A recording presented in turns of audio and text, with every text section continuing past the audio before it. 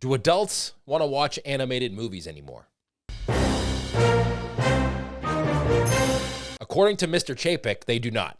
Once again, Chapek misses the mark on a Disney classic. Disney mission statement is the header of this article. Did you notice I called him Mr. Chapek? I didn't. Oh, okay. Why is that? Because I want to stay on his good side. Oh, okay. I want to get invited by Disney to do something one day. So I got to say Mr. Chapek, because I kind of agree with him on this. So there's an article where Bob Chapek, who is the CEO of Disney, was interviewed.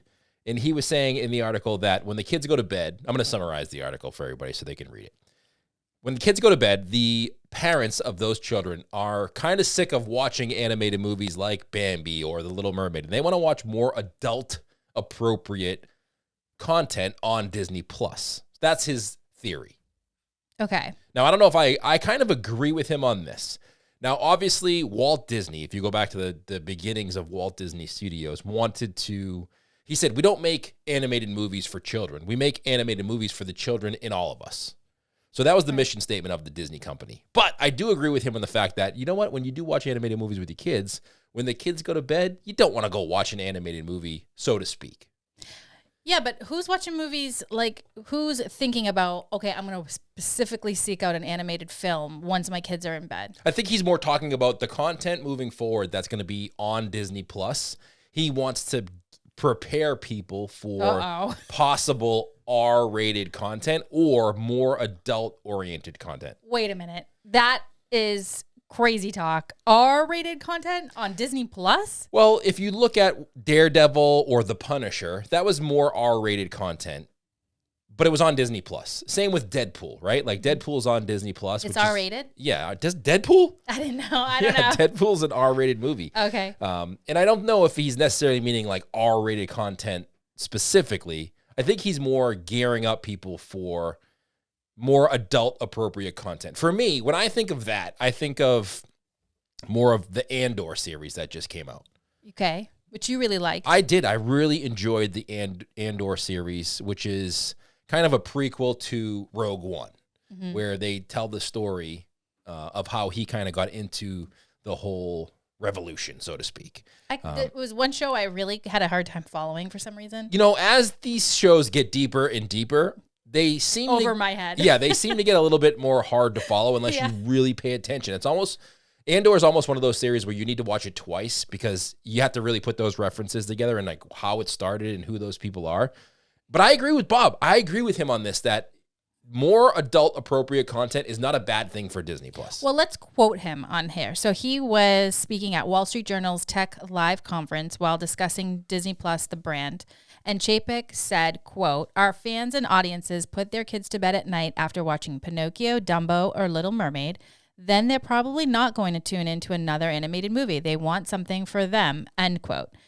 However, he did say he was, quote, "open," end quote, to R-rated content, given the elasticity of the consumer base, saying, quote, "We probably ought to listen to our audience, which means we have more degree of freedom than we probably thought." He needs to stop doing interviews. Yeah, what? He needs to get some sort of coach to help him talk to the media. He has a bad reputation, and it's a problem with Disney fans. Right. Disney fans see him as the enemy.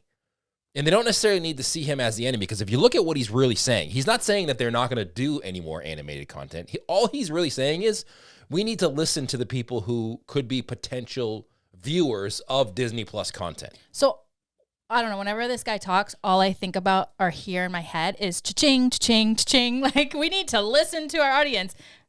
$, $, $. I don't necessarily know if he's doing things that are broad for the company in the future. And no. I'm kind of, I don't know, taken back a little bit by I questioned some of his ideas. So this one, I don't know. I mean, yeah, I can appreciate an animated movie. I think that animation, you can stretch the boundaries so much further than live action.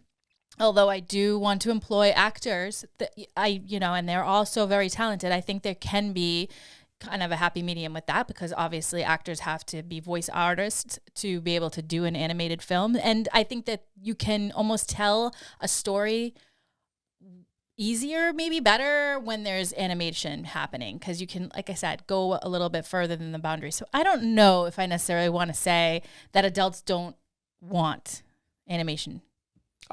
Listen, he needs a co-CEO. Yeah. He's very business oriented and he's bottom line oriented. And obviously you run a company, you run a business, it has to be profitable. Otherwise, if there's a business and there's no profitability, soon enough, there's going to be no business.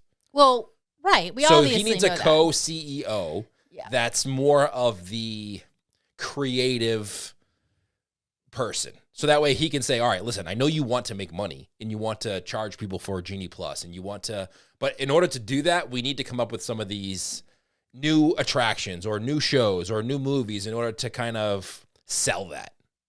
I just think that he's pushing the company into a direction where maybe people might not want to work for him. That's always been the goal, is wanting to work for a company like Disney. I know it's true. I mean, they are having a hard time filling roles more now than they ever have before.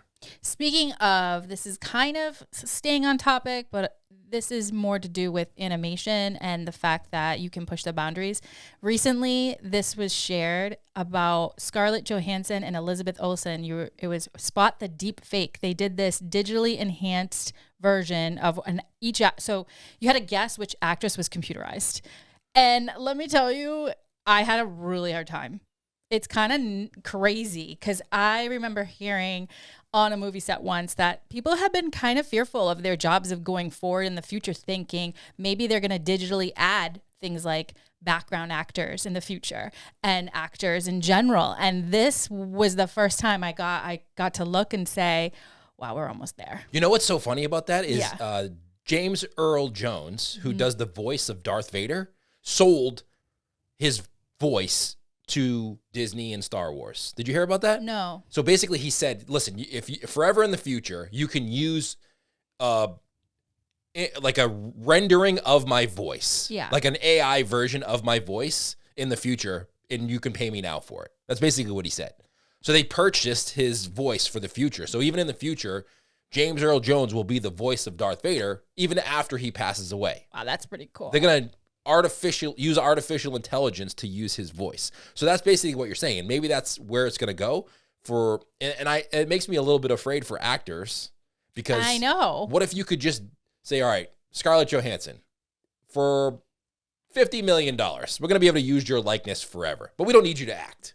We can just use artificial intelligence on that. I mean, I'm sure she wouldn't mind sitting on a beach while making money doing that. But most actors are in the business because they have a passion for acting, And I'll do it. If he ever wants to buy my voice and use it in anything, go for it. But what happens with someone like background actors who are not a no name, but they rely on this as an income, something that they love to do, and technology takes over. This is the first time, like I said, it's kind of terrifying of how hard it was to spot the fake.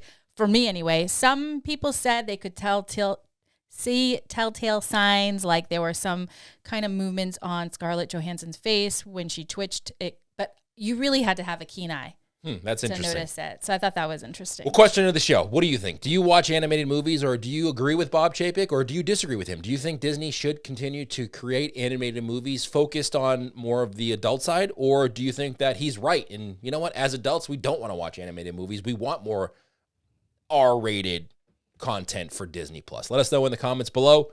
Hit the subscribe button. Let us know what you think, and we'll see you next time. Bye, everybody.